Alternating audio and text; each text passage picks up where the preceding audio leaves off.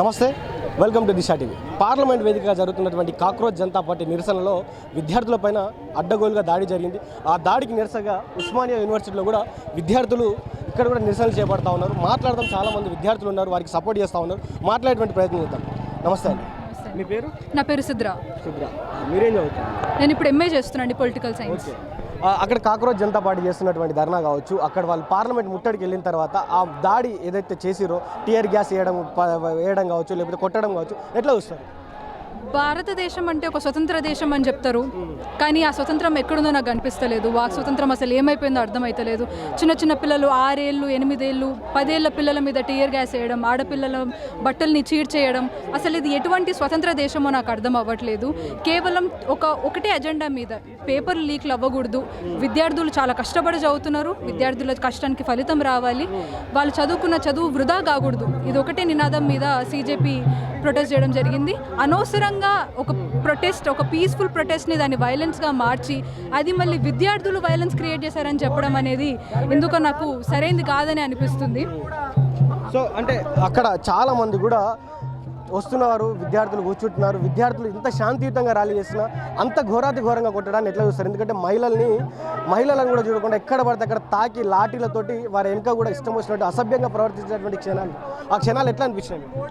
For the people by the people అంటారు కదా, అంటే మనల్ని ప్రొటెక్ట్ చేయాల్సిన వాళ్ళు గవర్నమెంట్. ఆ గవర్నమెంటే అసలు ఇట్లా బిహేవ్ చేస్తుంది, దాన్ని ఎట్లా తీసుకోవాలో అర్థమవుతలేదు. అనవసరమైన చర్య ఇది, చాలా అనవసరమైన చర్య. ఎందుకంటే పీస్ఫుల్ ప్రొటెస్ట్ జరుగుతున్నప్పుడు కూడా వచ్చి వాళ్ళు అట్లా బిహేవ్ చేయడం, ఇదంతా ఎలా అంటే ఒక రాక్షసపూరితమైన చర్యలాగా నాకు కనిపిస్తుంది. ఆ తర్వాత విద్యార్థులు అంటే ఏం చేస్తారు? వాళ్ళు హంతకులు కాదు, వాళ్ళు చెప్పేలాగా టెర్రరిస్టులు కాదు, వాళ్ళ మీద అనవసరమైన నిందలేయడం అవసరం ఏముంది?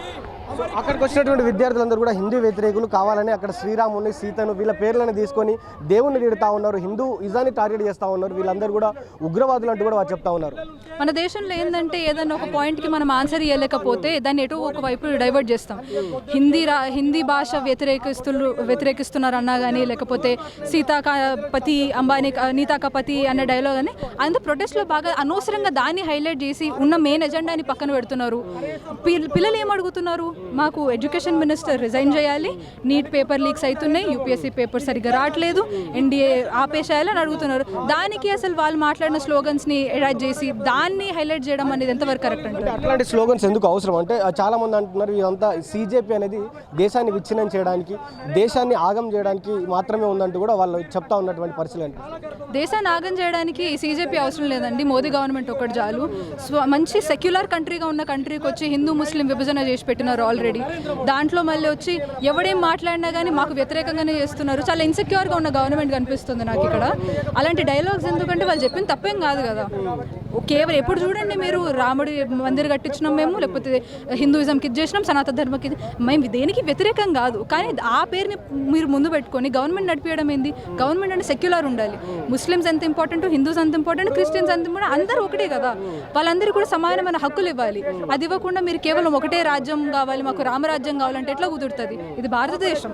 భారతదేశంలో అందరికీ ఐక్యంగా ఉండే అర్హత ఉంది. సో విద్యార్థులందరూ కూడా ఎప్పుడు లేని రీతిలో ఒక్క తాటిపైకి వచ్చి వివిధ రాష్ట్రాల నుంచి వచ్చి జంతర్ మంతర్ దగ్గర, పార్లమెంట్ దగ్గర, ఇంత దేశ యువత అంతా ఒక దగ్గర ఏకతాటిపై రావడాన్ని ఎట్లా చూస్తారు? విద్యార్థులు ఒక్కసారి కట్టగలిసినారంటే ఏదైనా కానీ సాధించేది తీరుతారు. ఒకానొక సందర్భంలో భగత్ సింగ్ వచ్చినాడు. యూత్ మన దేశానికి తెలుసు, మన భగత్ సింగ్ చేసిన పనులు మామూలు చాలా విప్లవాత్మకమైన. ఇదే ఉస్మానియా దగ్గర జార్జ్ రెడ్ అన్నాడు, జీనా హైతో మర్నా సీఖో, కదం కదం పర్ లడ్నా సీఖో అని. అదే తాటిపైన మేము కూడా నడుస్తున్నాం. గవర్నమెంట్ కిందికి దిగి రావాలి, విద్యార్థుల రైట్స్ నెరవేర్చాలి. విప్లవం వర్ధిల్లాలనే స్లోగన్స్ ఎందుకు చెప్తా ఉన్నారు?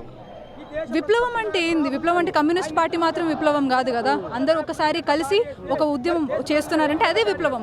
విప్లవం అంటే ఏంది? మనం దాన్ని తప్పుగా తీసుకోవాల్సిన అవసరం లేదు. సో కాక్రోచ్ జనతా పార్టీ చేస్తున్నటువంటి ధర్నా కావచ్చు, అటు ప్రభుత్వం నుంచి వచ్చినటువంటి దాడులు కావచ్చు, ఈ మొత్తం ఎపిసోడ్ మీద ఏం చెప్పదలుచుకున్నారు చివరిగా? ఇది సీజేపీ బీజేపీ మధ్యలో రాద్ధాంతంగా మేము చూడట్లేదు. యూత్కి, తర్వాత ఎస్పెషల్ ఎడ్యుకేషనల్ ఇన్స్టిట్యూషన్స్కి జరుగుతున్న అన్యాయంగా చూస్తున్నాం మేము. సీజేపీ పట్ల మాకేం అభిప్రాయం లేదు, బీజేపీ పట్ల మాకేం అభిప్రాయం లేదు. మంత్రి ఎడ్యుకేషన్ మినిస్టర్ అని రిజైన్ చేయాలి, విద్యార్థులకు న్యాయం జరగాలి, అదొకటే మా డిమాండ్. Thank you.